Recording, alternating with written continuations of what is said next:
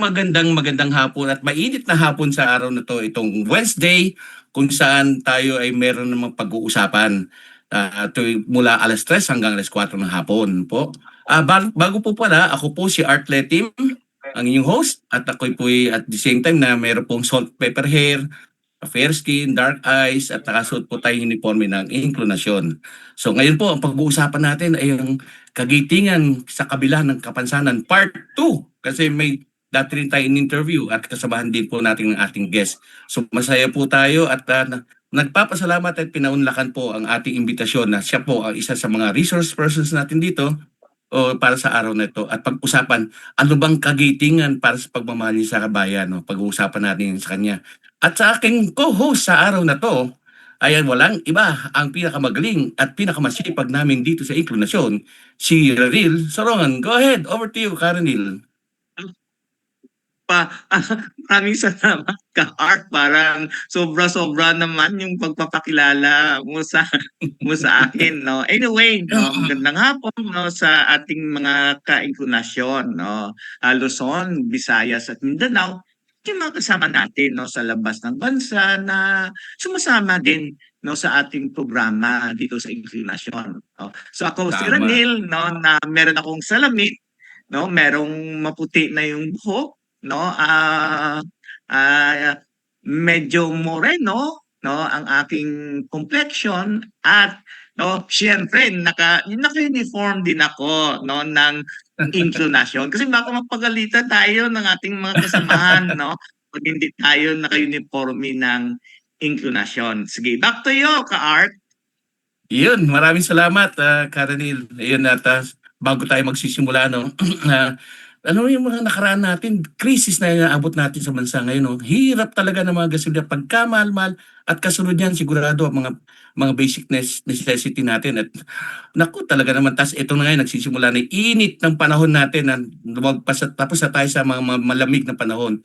At ang makaramihan sa atin ay papunta sa dagat o sa mga resort at para enjoy. So ngayon po, papakilala po natin Kaya nga, ka-Art, nakakaingit yung background mo eh. Kasi, di ba, meron kang coconut Beach. tree sa likod at nasa Oo. beach yung background mo. Sana, doon naman tayo Ay, oo, mag-hold ng maganda ng ating episode, di ba, ka-Art?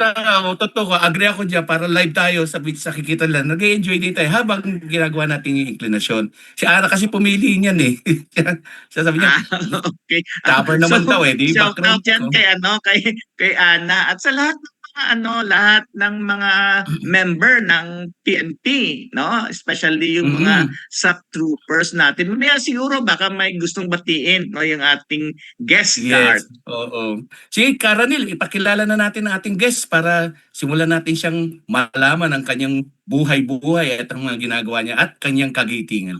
So, over to you, Karanil. Okay, sige. So, mga ka-inklinasyon, no, yung ating nauhin sa hapong ito ay si retired Police Officer 1 Ryan Asonio, no?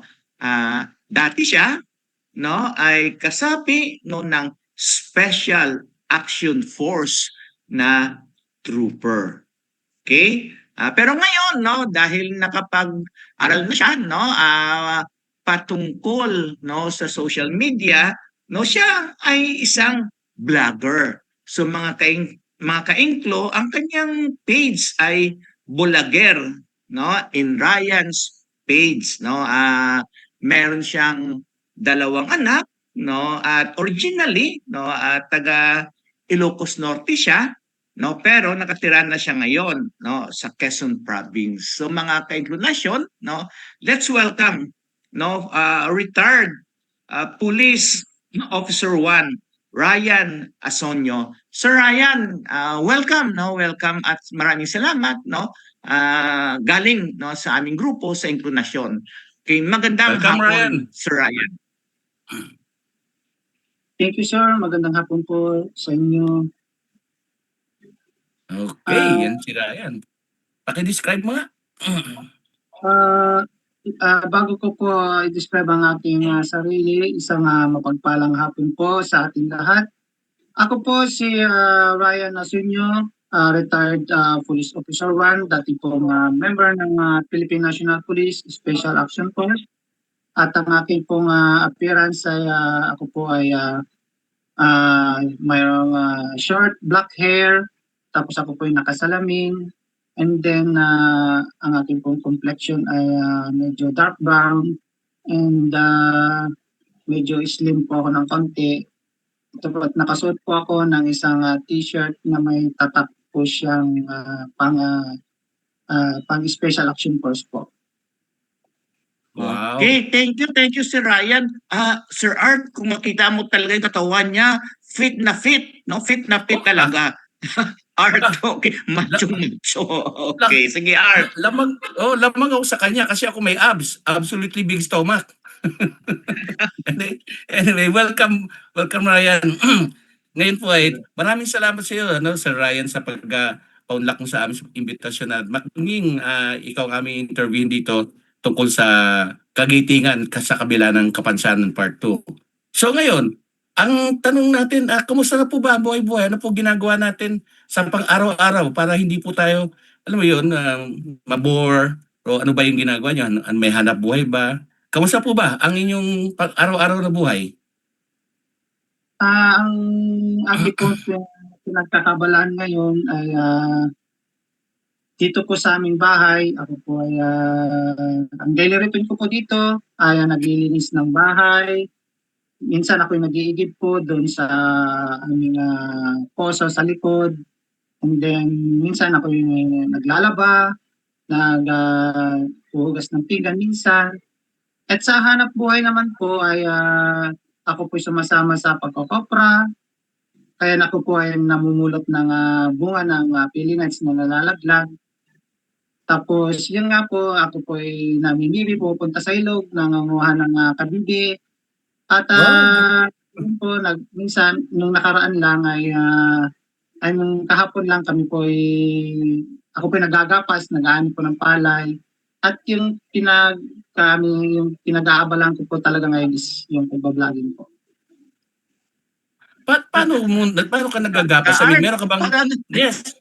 Art, parang sa totoo lang hindi naman sa Art, parang talong-talo tayo ni ni Sir Ryan. Kaya nagulat nga ako. Marami siyang nagagawa kahit na hindi siya yung picture niya na pinakita ni JM, no, may hawak siya na na saging, nagagapas siya, nagkopra, wow. Parang wala, parang usual, ordinary na pamumuhay, no, ng parang hindi ko kaya yun.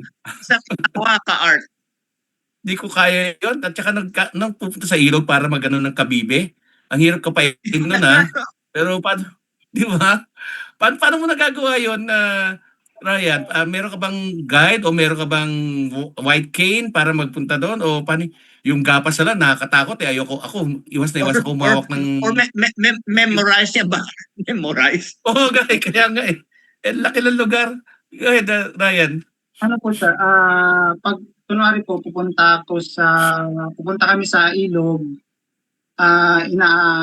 kasama ko po yung aking misis minsan, kaya yung aking mga hipag o kaya yung aking anak, nakahawak lang ako sa balikat niya. Nasunod lang po ako sa kanya habang kami naglalakad papuntang ilog. Tapos pag nandun na kami sa mismong ilog, kahit solo ko na po, sinusulo ko na po nangangapa doon, kinakapa ko yung kabibe. Ganun lang po. Tapos pag pupunta naman sa bukid, nagagapas, yung ganun din po ang same scenario, inaakay lang ako.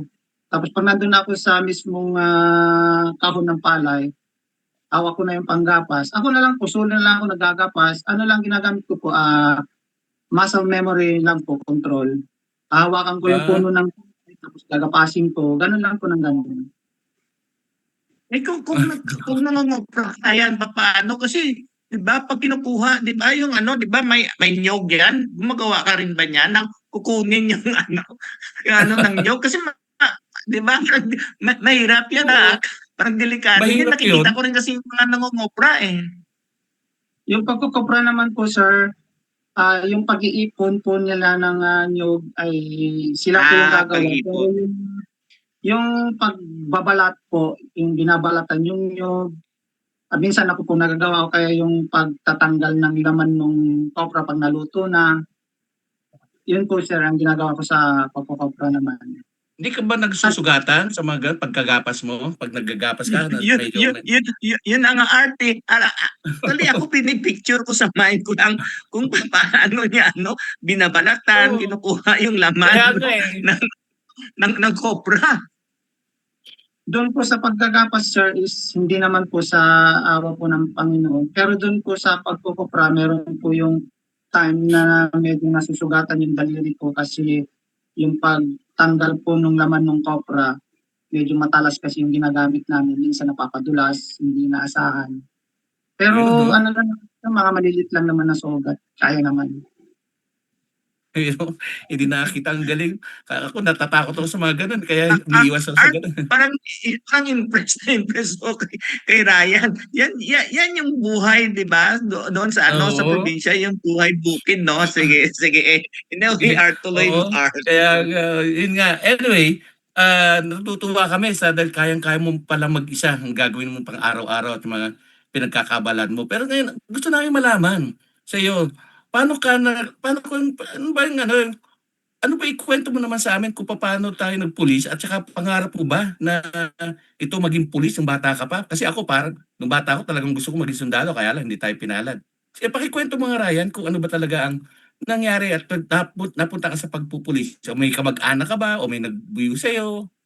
Sige Ryan, sa'yo. Over to you.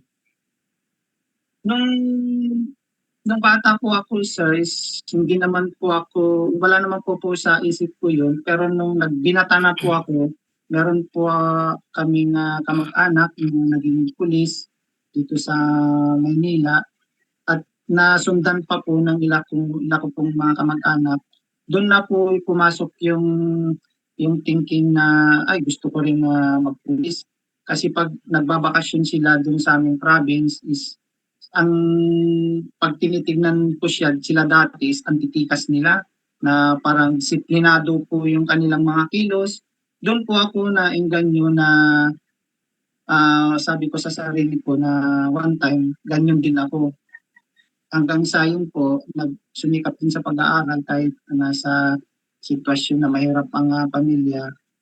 Hanggang sa yun po, sa awa po ng Panginoon, napagtapos ko naman po yung pag-aaral ko at yun po, nakapasok naman po ako sa PNP.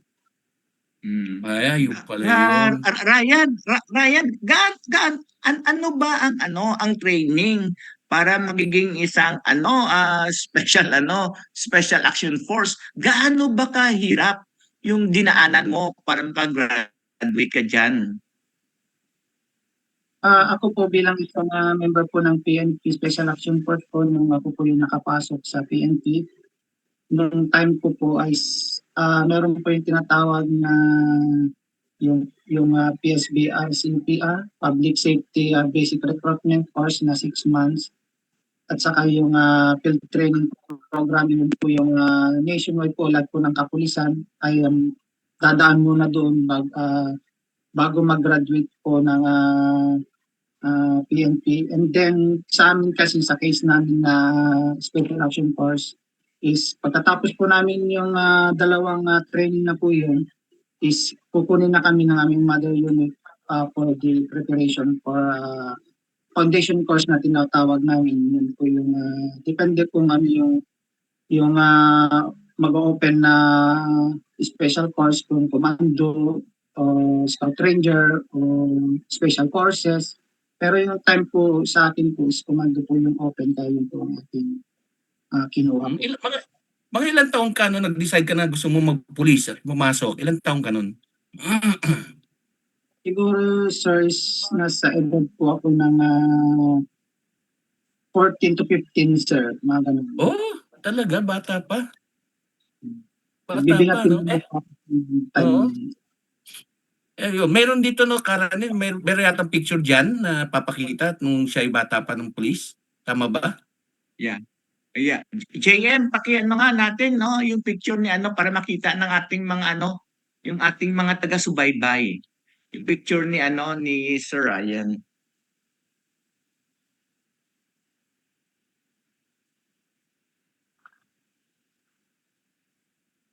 Yan.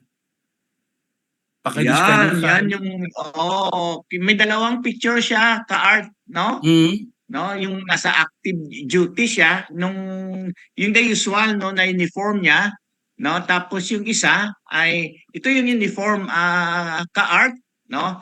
Nung yung Special Action Force. No, yan.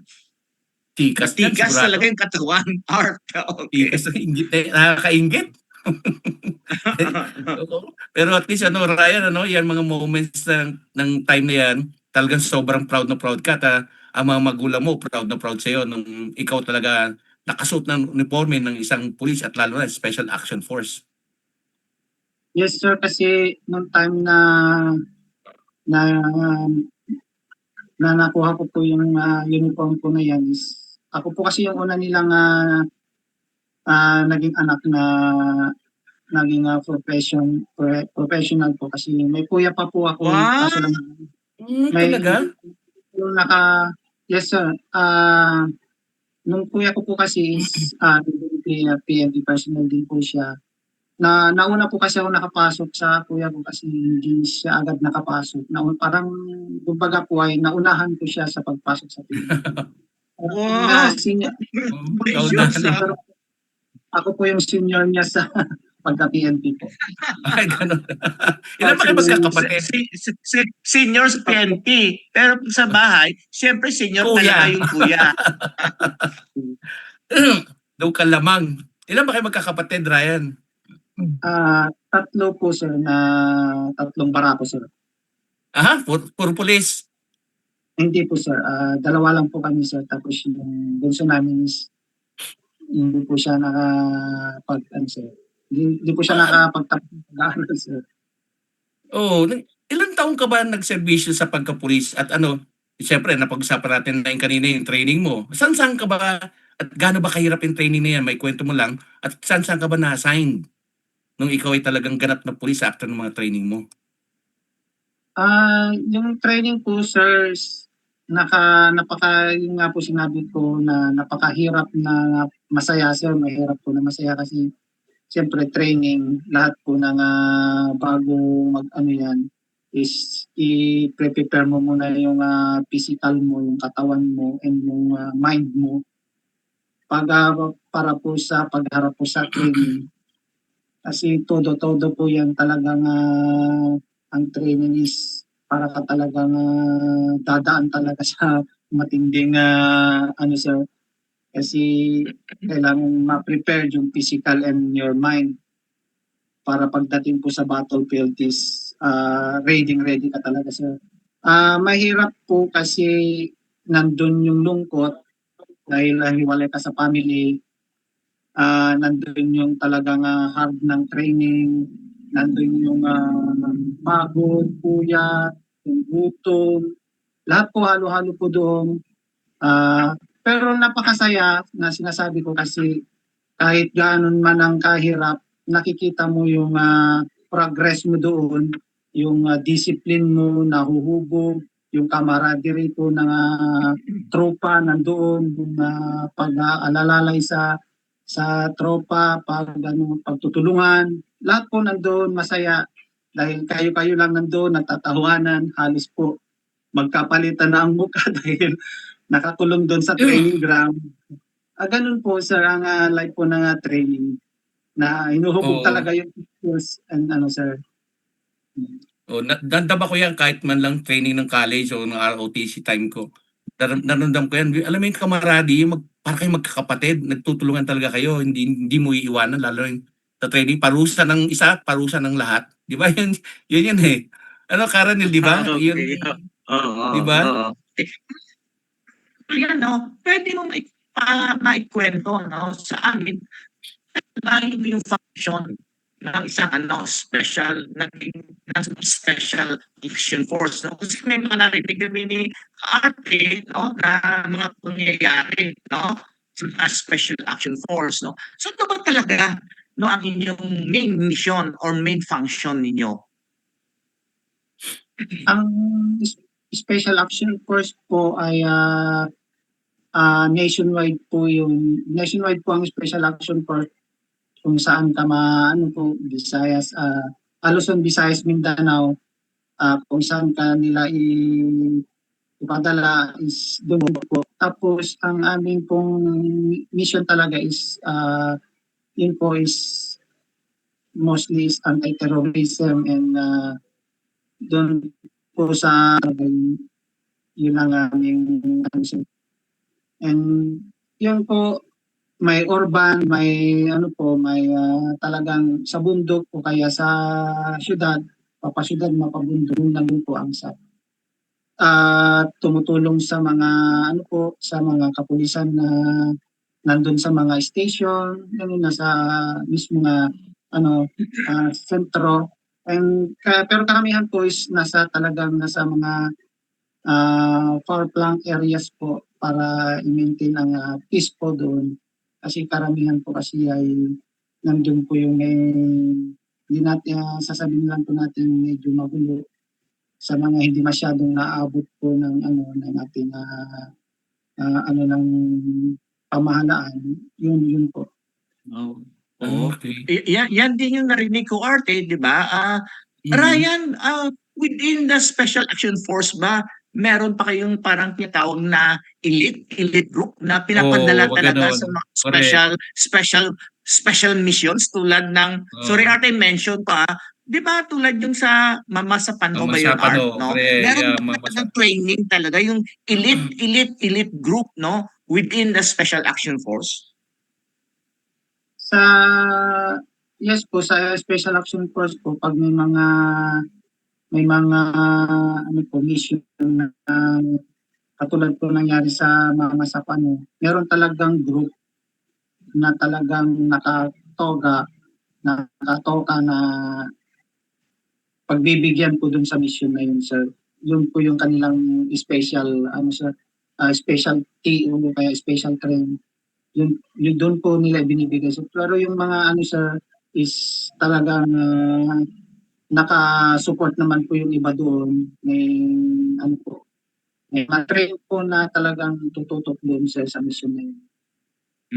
Sige. Thank you, Ryan. Okay. Oo, yun dahil diyan sa mga mga assignments kung saan ka na pupunta.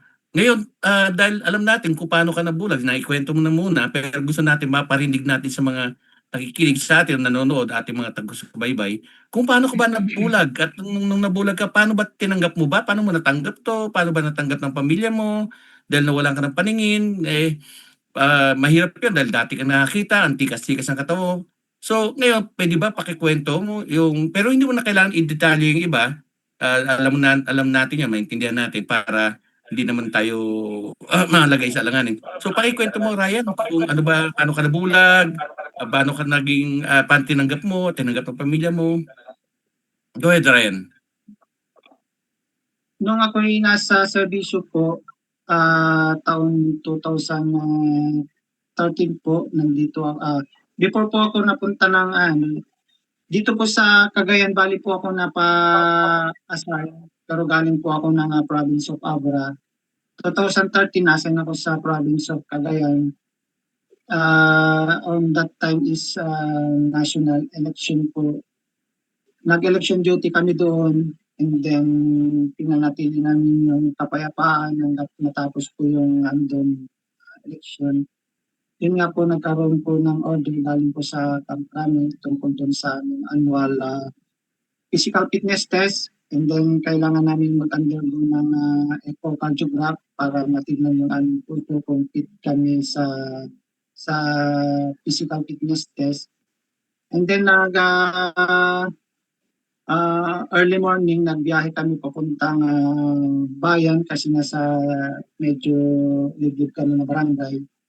Sa aming dinadaanan papuntang bayan is doon kami na-ambush and yun po yung mayroon pong sumabog na improvised explosive device na nakahit doon sa aming sasakyan dahil po sa lakas po ng shockwave nung bomb is yun po yung tumama mismo sa ating mukha na siyang kung sanhi ng aking pagka-blind. Yun nga po, napakahirap po kasi na nandun ako sa time na nakakakita, tapos biglang nagkaroon ng transition na nawala yung liwanag sa akin, is napakasakit po talaga yun para sa akin, dahil yung pagkawala po ng aking mga Panginoon, kasabay po yung pagkawala po ng aking mga pangarap. Pero kahit ganun pa man, wala po akong pinagsisihan kasi yun po ang ating sinumpaang tungkulin na tumulong sa pangkapayapaan sa ating bayan. At yung aking pong mga mata is naialay ko po sa ating inang bayan, na siya pong aking karangalan po. At nung ako po ay bumabangon sa aking pagkadapa, ay nagkaroon po ako ng depression. Pero pasalamat po ako sa aking pamilya at hindi po nila ako pinabayaan, nandiyan po lagi sila, lagi nila akong kinakausap. At yun po yung isa ko nga pinaghugutan ng aking lakas, yung aking anak na maliit pa. And yung isa po is tumawag ako sa Panginoon, kumapit po ako sa Kanya, at hanggang sa nakabangon ako muli, at yung pamilya ko is tuwang-tuwa naman sila dahil nakikita nila na yung sigla ng aking sarili is bumabalik. Yung dating laging nakakulong sa loob ng bahay, yung laging mainti ng ulo, buklutin, yung hindi kumakain dahil sa lungkot, sa hirap ng na aking dinadala, ay muli po nilang nakikita na ako yung bumabangon. Nakikita nila na nakikisalamuhan ako sa iba, nagipagkwentuhan na lumalabas na ako sa bahay, pupunta na ako sa kapitbahay. Doon po, naging, natuwa naman po yung family ko doon, sir. Karaniwan, no? Ang Art, hirap ng no, talagang ang pagdadaanan. napaka-positive, no? Oo. Napaka-positive ng perspective, no, ni Ryan, no? Ryan, pwede mo maikwento sa ating tagapakinig at sa amin din, no? Ka nagkaroon ng ganong kapositibo na pananaw, no? Kahit na ikaw ay nagkaroon, no, ng kapansanan. Nung time po na nasa depression pa ako, kasi isang araw po lumabas po ako dun sa aming bahay, dahil yung aming harap po ng bahay is merong hagdan na semento, tapos may nakatabi pong isang puno ng niyog. Noong time po yun is maghapon po akong hindi kumain dahil yun nga po. Bigla pong may bumagsak na dahon po ng niyog sa tabi ko. Bigla akong nagulat. At doon po nagsink-in yung aking isipan na ay pala, napakabuti pa pala ng Panginoon dahil hindi tumama sa akin yung dahon ng niyog na malaki. Kasi kung tumama po sa akin yung Okay. karoon po ako ng sugat o kaya ganun po, diyan po nag-umpisa yung positibo ko pong pananaw sa buhay, sir. Actually, Galing. ka-art, no? Ano Oo. talaga, parang timing, no? Itong pag-interview natin, no, Oo kay nga. Ryan. Kasi 'di ba, ka-art, no? Ngayon kasi sine-celebrate natin, 'di ba, yung Easter, no? Nasa Easter Oo. season tayo, 'di ba? Yung muling Mm. pagkabuhay, no? Muling Pagkabuhay. pagkabuhay ni Kristo, 'di ba? Pagbibigay ng pag-asa, tulad din ni Ryan, no? Ang kanyang realization na mahal siya ng Panginoon at binigyan Correct. siya, no, ng isa pang pagkakataon. Siguro, no, baka mai-share din ni Ryan, baka may maliban doon sa pag-member mo ng SAP Trooper, baka may nilalaan pa or may inihanda ang Panginoon na misyon mo sa buhay, no, bilang isang Mm. taong may kapansanan sa paningin. Ka-art? Tama. O kung ano nga pa tsaka isa pa, kung ano lang, interesado lang ako, paano nakarating sa mga kamag-anak mo, sa asawa mo, sa nanay mo, kapatid mo, na ikaw yung nabulag o nagkaroon ng kanyang aksidente o engkwentro? Paano nakarating sa kanila? Ikaw mismo o pinarating sa kanila ng opisyalis mo? Doon po sa aming barangay sir is meron po akong isang senior doon na subding. Yun po yung pumuntak sa aking pamilya at sa pamilya ko sa Ilocos at dito naman po sa province namin dito sa kay Mrs. meron po ako isang kumpare na senior ko din. Yun po yung kumontak din sa Mrs. ko about po doon sa nangyari sa akin. Dahil nung nandun na po ako sa ospital, pagkagising ko po, na narinig ko na lang po yung mga boses ng family ko at saka yung business ko nandun na. Yun po, sir. Talagang nawalan ka ng malay nung nangyari yon. Nagising ka lang sa ospital. Hindi naman, sir. Ano po ako, sir, is may malay naman po ako, sir. Kaso lang nung nandun ako dinala ako sa ospital, sir, is diniretso na kasi ako sa operating room, sir. Ang Okay. lang po namin, sir, is mga tropa, sir. Ngayon, kanina pag-usapan din natin, pero idadagdag natin, paano ka ngayon nag-adjust sa panibagong buhay? Napag-usapan natin kanina yon. Tapos, yung sa iyong mga tawag dito, ang mga adjustment na ginawa mo, sabi mo, nagsimula doon, numupo ka sa hagdanan yung semento, nabuhayan ka doon. Pero from there, ano bang adjustment ang nangyari sa'yo? Paano ka na tutong lumabas-labas at diyan pagkokopra, sabi mo. Tapos ito pa, pagbablogger. Mga ginagawa mo, paano ka nag-adjust ng ganun? Paano ka napunta doon? Nung sir, nung 2000, sir, nung 2016 sir is nakapag-move on na ako noon. Yun nga po na lumabas-labas na ako sa bahay hanggang sa dumating yung time na nabigyan ako ng isang gift of life. Yun yung pangalawa kong anak na kaso lang is sinubok ulit ako ng tadhana, sinubok ulit ako ng kapalaran. Nawala yung isa kong anak nung newborn baby namin. Nadapa ulit ako doon hanggang sa nagkaroon po ako ng anxiety dahil nagkaroon na ako ng matinding takot at pag-aalala noon. Yun po, ulit ako sa doktor, nagpagamot, ilang taon akong nagpagamot hanggang sa nakabangon muli ako, kinausap ulit yung aking misis, nag-usap ulit kami. Yun nga, kung ganito lang tayo, walang mangyayari sa atin. Yun po, hanggang sa yun na, naging positibo na yung pananaw ko, diretso na. At yun nga po, sumasama na ako sa pagkukopra. Yung kasi yung aking pension is kakaunti lang po, hindi po kasya sa pang-araw-araw namin dahil pataas po ng pataas ang mga presyo ng mga bilihin. Kahit yun na po yung time na gumagawa na po ako ng way para po madagdagan yung namin hanap buhay namin sa kabubuhay namin. Karanilan, no? Ang galing talaga ni ang galing talaga ni Ryan, no? Tingnan natin. No, bilang isang former no na PNP personnel, no, ano yung mga natatanggap mo no na benepisyo no galing sa ating pamahalaan? Nung ako po nag-retire ng total permanent physical disability retirement, meron po akong natanggap na parang separation pay.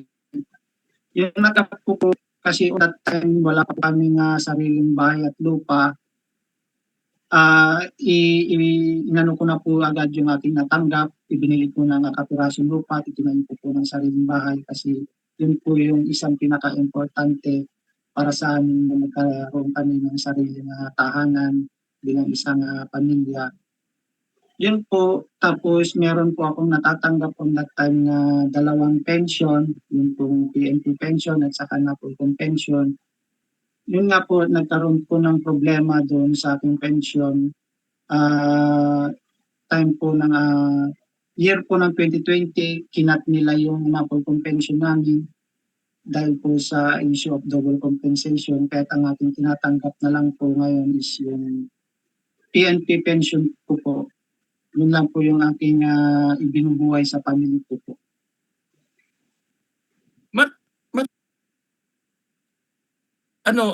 Kasama ba, hindi ko maintindihan karaniwang to, yung ECC ba, Employees Compensation Commission, pwede ba silang tumanggap bilang sugatan sundalo na nagkaroon ng injury at hindi na makapagtrabaho? Kasama ba yun sa mga benepisyo?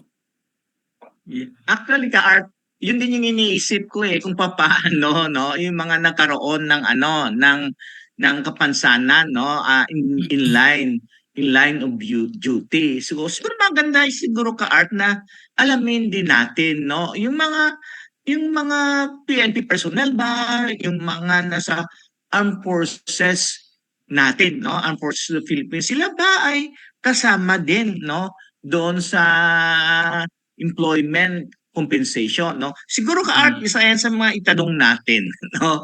Para malaman din natin, para maiabot din natin, no, doon sa mga nangangailangan kung ano ba talaga, no, ang malisiya, no, para makatanggap ng employee Employment compensation. compensation. Kaya nga. Sir, actually po, yung ECC po is meron po ako nga pension doon. Kasi nung nasa Krami kami, is nilakad po ng misis ko yung employees compensation na commission. Meron pong natatanggap doon, kaso lang sir is depende lang po kasi yung sa basic ay yung yung salary basic pay sir, base pay. Doon po nila binibase. May tatanggap po ako doon, maliit lang sir, 1.5 lang yata yun. Yun pala Okay, yun. so ganun talaga, ka-Art, no? Actually, depende rin kung paano, kung magkano siguro, ka-Art, yung pinapasok mo doon, di ba? Parang tayo, ka-Art, nasa private tayo, no? Oo. Depende rin nila, for example, sa pag-ibig, kung magkano doon, yung nilalagay mo, yung Premium hinuhulog mo. natin, oo. Ganon din siguro, Art, sa SSS, di ba? Kung malaki yung Oo. contribution mo, malaki din yung kukuha mo na pension, ka-Art. Art, mag-60 ka na ba? Makakuha ka na ng pension? Ako sa nakakuha na ako sa akin, meron pa akong kukunin. Anyway, yung dahil dyan sa ganyang nagkaroon ka aksidente, meron bang nagsabi siya na, uy, meron tayong persons with disability ID at kailangan maraming privilege, benefits at incentives na makukuha doon. May nagsabi ba sa'yo o lalaman mo na lang o ngayon meron ka bang ID? Meron sir, dito po sa barangay namin sir, is meron tinatawag namin dito na pangulo namin sir na mga persons with disability. Yun po sir, binigyan na po nila ako ng ID at saka yun sir, meron po kami dito na monthly na attendance, yun lang po sir. Pero regarding po dun sa mga benefits na nakukuha, ano lang naman po yun sir, nagagamit lang namin yung PWD ID namin, persons with disability ID, pag bibili ka ng mga grocery, gano'n lang siya. Saka pag December lang, sir, may Ganon? binibigyan ng barangay. At least, ka-Art, no? Si Ryan, no, may person's disability ID, di ba? Pag bumibili Oo. ng medicine, may 20% discount. Oo, laki yun. Pamasahe. Pag sa pamasahe, pag pupunta, I'm sure may Jollibee naman yung siguro sa inyo, no, restaurant. Pero, ka-Art, yung pinakamaganda na member, no, Ryan, member ka ng samahan, no, ng mga may kapansanan dyan sa inyo. Yan kasi yung kagandahan na tayo ay magiging kasapi, no, ng samahan or mga organisasyon, no, sa ating komunidad para doon din tayo, no, bigyan din natin ng suporta at inspirasyon, no, yung ating kapwa may kapansanan sa ating lugar, ka-Art. Tama, tama. Yung pagiging bilang mo, miyembro ng organisasyon, malaking bagay na yun. Kasi kung ano man yung experience mo, pwede mo i-share sa kanila.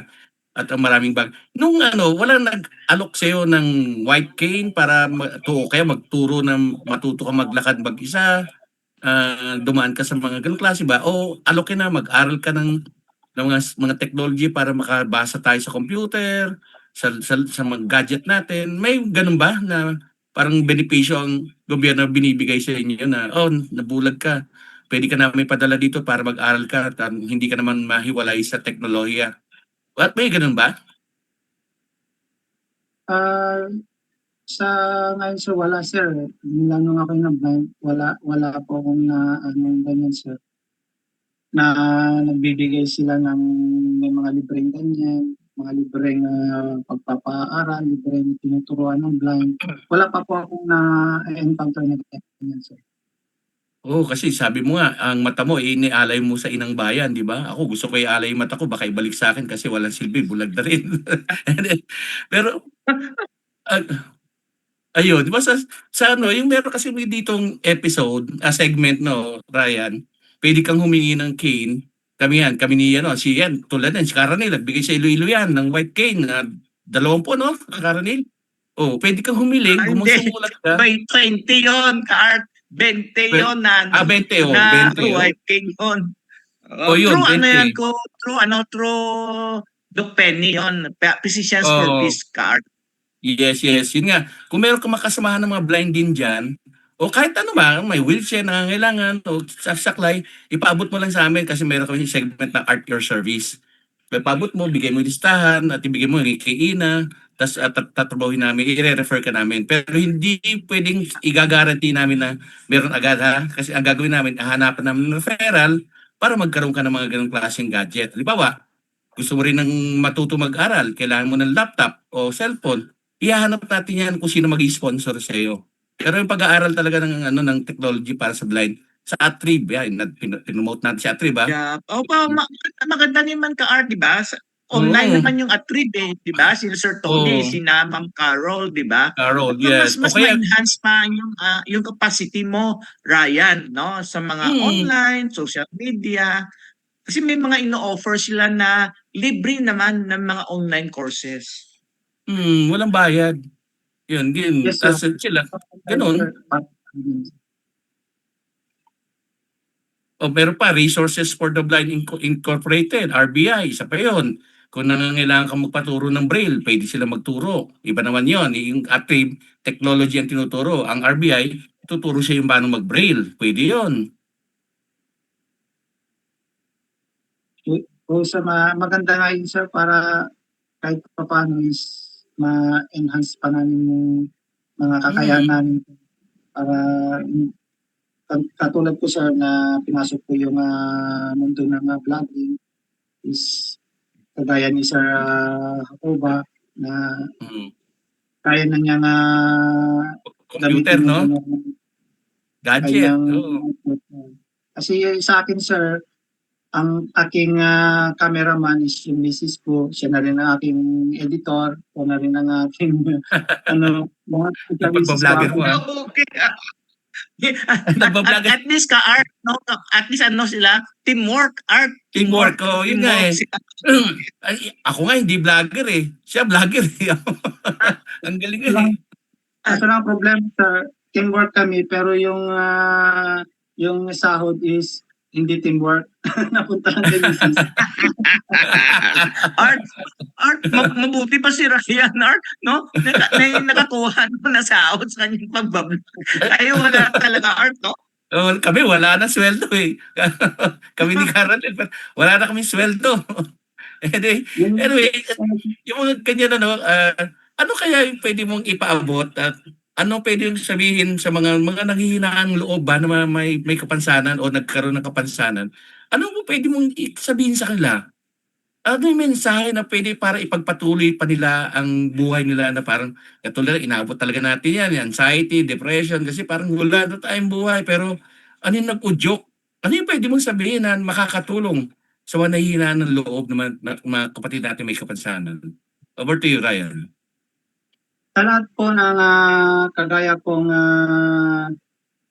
may kapansanan, inborn man yan, nakuha man yan sa paghahanap buhay. Ibinigay ito sa atin, hindi para po parusa, kundi binigay po sa atin ng Panginoon para tayo ay matest, hamunin kung hanggang saan ang ating kakayahan. Ganyan po magmahal ang ating Panginoon kasi sabi nga po doon sa banal na kasulatan, ang magtiis hanggang sa wakas ay siyang maliligtas. Sa tuwing tayong nadadapa ng hihina, ang atin lang pong gagawin is lumapit at tumawag sa ating Panginoon kasi siya yung ating lakas, siya yung nagbibigay sa atin ng pag-asa, siya yung nagbibigay sa atin ng buhay, siya ang ating great provider. Kaya pag manghina ka man, na mapaghinaan ka man ng loob, ay subukan nyo pong makinig ng mga salita ng Diyos at sigurado po kayo po ay lalakas. Tatayo ka, haharap ka at itutuloy mo ang buhay mo. Kahit tayo ganito ay nandyan ang ating pamilya na siyang nagmamahal sa atin, nag-aalay sa atin, gumagabay sa atin. Tuloy lang ang buhay, limitado man ang mga kilos natin. Patuloy tayong mabuhay at mangarap dahil karapatan po nating mangarap para sa atin. Huwag tayong mahiya. Ipakita natin sa buong mundo na kahit ganito tayo ay kaya nating sumuko. Meron tayong mga skills na pwede nating gawin para tayo magpatuloy sa buhay. Yun lang po at sana po ay wag po tayong panghinaan ng loob. Sana magpakatatag tayo. Sana kaya nating harapin lahat ng hamon ng buhay dahil sabi nga po doon sa isang kaisipan na ang tao ay parang ginto dahil ang ginto ay dumadaan muna ito sa matinding apoy para lumabas po ang tunay na kinang nito. Ganun din po ang tao. Haharap muna ito sa matinding pagsubok at hamon ng buhay para hanggang sa mabot po natin ang tagumpay ng ating tagumpay. Laban lang po at patuloy lang po ang buhay natin. Salamat po. Total, Galing Ryan, nabanggit mo talaga. itong... Galing ang galing ni Ryan, no? Napaka-inspiring, no? May mga Bible, no? May mga Bible verses pa, no? Si Sir Ryan, no? At meron akong isang tanong, no, kay Ryan, no? Kasi 'di ba, bukas, no, we will be celebrating, no, National Heroes Day or Araw ng Kagitingan, no? Papaano kaya natin, no, ma-develop, no, mapaigting pa yung ating pagmamahal sa ating bayan, no?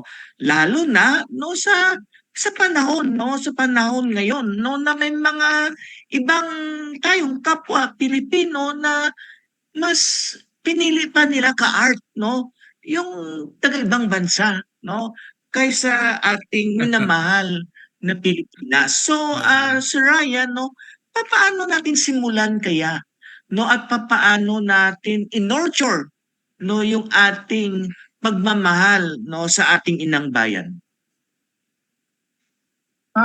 Sa akin po ay bago natin mapunta sa pagmamahal ng bayan ay kailangan muna nating umpisahan mahalin ang ating sarili kasi hindi natin kayang mahalin ang ating bayan kung wala tayong pagmamahal sa ating sarili.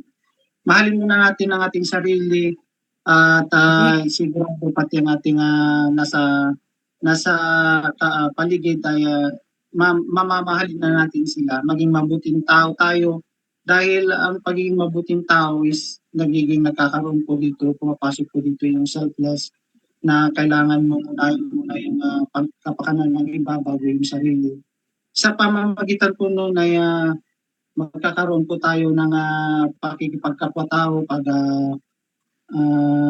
pagtutulungan sa kapwa natin dahil kung wala pong mga ito is hindi mo mamamahal ang bayan dahil ang bayan po ay nakapanood po dito ang mga taong nakatira dito. Yun po sila. Galing, Oo nga, ang no? galing art, di ba? Dapat talaga Unahin natin, dito. mahalin muna natin yung ating sarili. Tapos yung unti-unti natin, no, ma-develop yung ating pagmamahal sa bayan. Diba tulad din yan Tama. sa ina-advocate natin, no? Inclusion starts, no, with you, Oo. persons with disabilities, and then, no, sa inyong pamilya. And then it will flow to the community, no? And doon sa ating lipunan. Ka-art. Oo, tama ka. Alam mo, pwedeng maging motivational speaker si Ryan. Maraming mamamotivate to na mga kapatid natin may kapansanan at yung kanilang pamilya. Dahil sa mga binibigay niyang mga salita, di ba? Pero bago doon, nabanggit mo yung tungkol sa mundo, no, at pagiging sundalo mo. pulis mo. May bibigay ka bang damdamin tungkol sa nangyayaring giyera ngayon sa atin? Hindi sa atin, sa Middle East at naapektuhan tayo. Ano ba ang feeling, ano ba opinion mo na pwede mong ibigay o damdamin na pwede mong, ano ba, i-share mo yung nangyayari ngayon na giyera sa Middle East? At mayroon yatang picture dyan. Pero anyway, pakikwento mo kung meron ka bang may bibigay tungkol dun sa nangyayari, Ryan? Ang sa akin po is, yung nangyayari po doon is, sanhi po ito ng hindi pagkakaunawaan dahil po siguro sa race o kaya sa religion. Pero ang mostly po kasi naapektuhan diyan is hindi lang po yung mismong area kasi pag nagkaroon po ng digmaan is pati yung iba ay naapektuhan, katulad po tayo dito, naapektuhan na dahil po sa giyera. Ang sa akin lang po is kailangan po natin na magmahalan kasi hindi po lang tayo ang naapektuhan dahil mostly po yung mga kabataan. Kasi mula pa lang uusbong, yun po dahil siguro po isa rin yan sa mga pansaring kapakanan ng iba't ibang bansa dahil sa yan nangyayari. At siguro ang sa akin po is kakulangan din po sa ano po din sa tiwala sa Panginoon dahil yun po nagiging magulo ang ating mundo dahil Yung Karan, mayroon mo ba papakitang picture dito ngayon? Ng recent activities? May mga Wala na, wala daw art. wala na. Okay. So yun nga, di ba, apektado rin tayo ng gera. Kahit hindi tayo kasama sa gera, apektado tayo sa gera dahil sa mga iba-ibang bagay na importante sa atin, lalo na yung mga langis. Pero dahil sa opinion mo, talagang kailangan talaga kumapit tayo sa Panginoon, no? Ito yung sinabi nga ni Ryan. At talagang na-inspire ako dito. Dapat na namomotivate ako dito kay Ryan na sana isa kang maging she's a motivational speaker. So yun, isa yan, no, Karanil, na pwede siya mag-motivate talaga. At yun, pwede mong ikutin ng Pilipinas o kaya pati mundo dahil sa iyong karanasan Yeah. at sa iyong pananalig sa Invite Panginoon. mo si Ryan Ka-Art, no, na mag-member ng ano ba yon, Philippine Blind Union, di ba? Yan pa yun. Oo, siguro dahil si Jerome, na-invite namin yun, kaya naging member ng Philippine Blind Union si Jerome. Nung time na yun, pwede Member kang pala si sumama Jerome doon. ng Philippine Blind Union. Okay. Oo, ano siya siya ay, I think siyang auditor yata ngayon. Dati siya public information officer namin. So, Ryan, ako ay Vice President sa Philippine Blind Union. Ang Executive Vice President namin si Victor Rescover. Tapos ang Presidente si Butch Rebredo. Ang Chairman si Ching Ranyola. So, ayan, matagal na kaming officer dyan. Ever since, hindi pa ako na aalis pero parang titigil na rin. Inaingkayat kita na sumama doon sa Philippine Blind Union. Ano sa tingin mo, Ryan? okay naman po yan sir pero pag-isipan ko pa sir, ano ko na lang po, may message ko po kayo sir pag Sige, total na kuha ko na yung messenger mo no? Okay, so ngayon, anong huling mensahe mo para sa ating taga-subaybay? Bago lahat, baka mayroon ka pang dadagdag, Karanil, sa kanya bago siya magbigay ng huling mensahe. Yeah, I'm good na, no, Ka-Art, no. I'm also inspired, no, by Ryan. Okay. So yun, anong huling mensahe mo, Ryan, para sa ating mga taga-subaybay dito sa Inklinasyon? At ano ba pwede mong iiwan sa kanila na pwede kang halimbawa, kontakin, na-inspire ako, Sir Ryan, pwede ba tayo mag-usap kasi mahina ang loob ko na nangyari ito. So sa mga subaybay natin, hindi lang lahat may kapansanan na nanonood sa atin, pati yung walang kapansanan na nanonood. So ano ba yung huling mensahe mo, Ryan?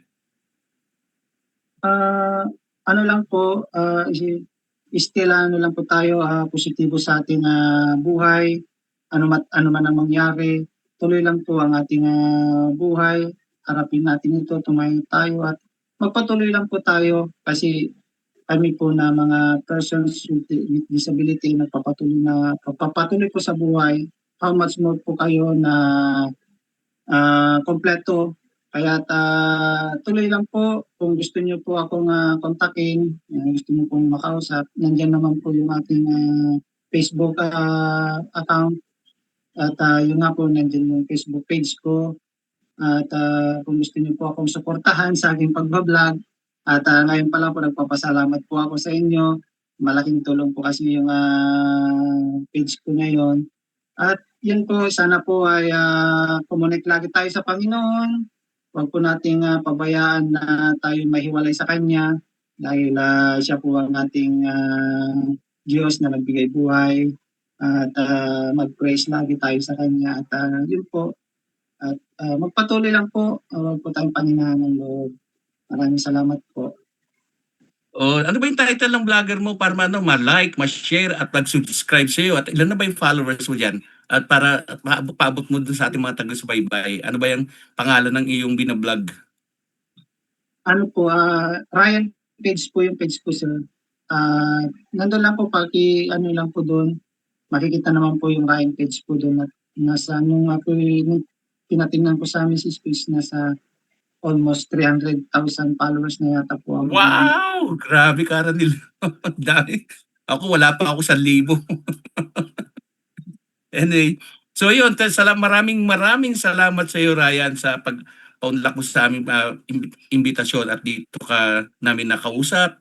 Nalaman namin ang buhay mo bilang isang special action force na trooper at ano yung mga karanasan mo at ano yung napagdaanan mo at paano mo ngayon na-motivate ang mga tao at imo-motivate mo pa dahil dyan sa iyong kagitingan sa kabila ng iyong kapansanan. Maraming salamat sa iyo. Ryan, yan pagdalo mo dito sa amin. Maraming salamat din po. Isa pong honor po na naimbitahan po sa inyong segment, sir. At sana po ay dalangin po na lahat po ng maabot po nito ay ma-inspired po at magkaroon po ng lakas ng loob at patuloy pa rin sa buhay ano man ang sitwasyon na tinarungunan ng bawat isa. At sana po ay pagpalain po tayo palagi ng Panginoon. God bless po sa ating lahat. O final shout out sa mahal mo sa buhay para naman masama dito at forever na naka-record sa YouTube. Shoutout po sa aking the one and only partner, sa aking Mrs. si Desiree Asunyo, sa aking anak po na si David Jed, at saka si my little boy, si Prince Ezekiel, at saka sa lahat po ng aking pamilya sa Ilocos, ang aking ina, mga kapatid diyan, aking buong pamilya diyan, mga relatives ko diyan. Shoutout po sa inyo lahat at saka lahat po ng aking mga followers. Shoutout po sa inyo lahat. Okay. Thank you again, Ryan. Maraming salamat sa iyo. Yun, karaniwan tapos din natin pag-usap kay Ryan. Ano ba yung pwede nating nakuha ko? May nakuha ako talaga eh. Pagiging motivational speaker niya at talaga pananalig sa Panginoon. Hindi niya talaga iniwan. Pero, siyempre, nagdaan din siya sa depression, no? Ano sa tingin mo, Karanil? Ito yung nakuha ko, no, yung pag-aalay, no, ni Ryan, no, ng kanyang paningin, no, sa ating bayan.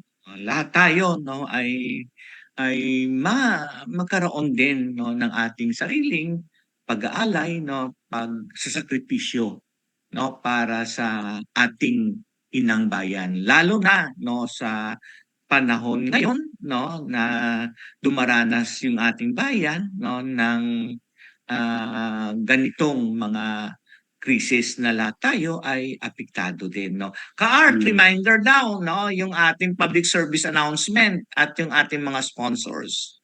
Sige, pakinga. Maraming salamat, Karanil. Pakinga, Jem, ano ba yun? Yan na, para public announcement natin. Hone your skills, gain experience, contribute to a meaningful cause. Incarnation is accepting interns and OJTs for our Facebook Live program dedicated to promoting the rights of persons with disability. Apply now and let's make a positive impact together. Send your application to incarnation@gmail.com. It's incarnation@gmail.com.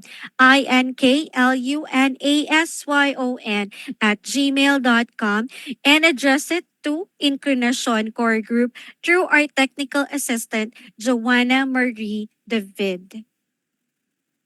May mga disability-related topics or issues pa ba kayo na gustong pag-usapan? Ano pang hinihintay ninyo? Makipag-ugnayan na sa Incarnation. Dahil sa Incarnation, laging may inklusyon. Ipadala ang inyong reaksyon, komento, rekomendasyon, or suhesyon sa aming email address incarnation@gmail.com incarnation@gmail.com INKLUNASYON@gmail.com and address it to our Incarnation Core Group through our Technical Director, Ina Figueroa.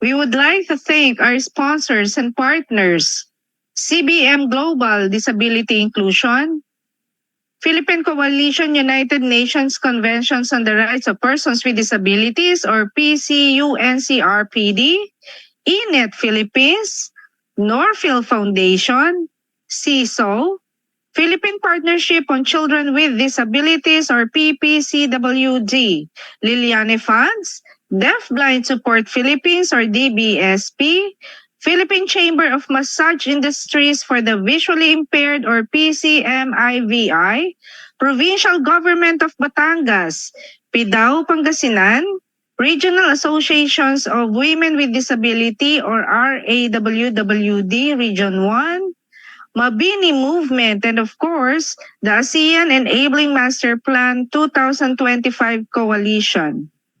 Thank you.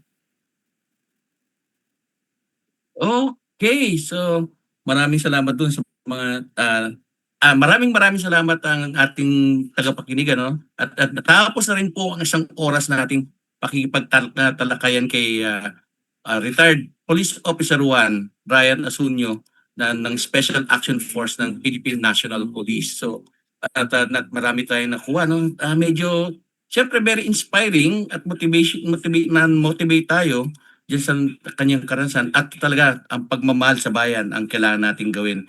Kung di natin mamahalin ang ating inang bayan, hindi tayo mamahalin ng ating inang bayan. Kahit na sa mga ganitong crisis, ganitong giyera, isa pa rin tayo, kampi natin ang ating inang bayan at ang ihahandog natin ang sarili. Sabi nga doon sa dulo ng ating lupang hininang, ang mamatay ng dahil sa iyo. Pero hindi yun ang ibig sabihin na talagang iaalay na ng mamatay. Hindi, ipagtatanggol natin hanggang sa dulo ng kamatayan ang ating pagmamahal at pagpoprotekta sa ating bayan.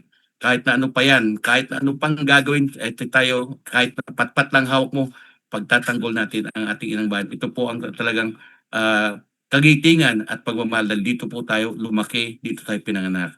Kaya kahit po may kapansanan, sabi nga natin, ang ating title, kagitingan sa kabila ng kapansanan, nakakagawa pa rin sila, nakatulong, no? At meron pa rin tayong mga kasamahan dyan na nandoon pa rin na active duty. So, dito po talaga sa amin, ako po si Art Letim, dito sa Inklusyon.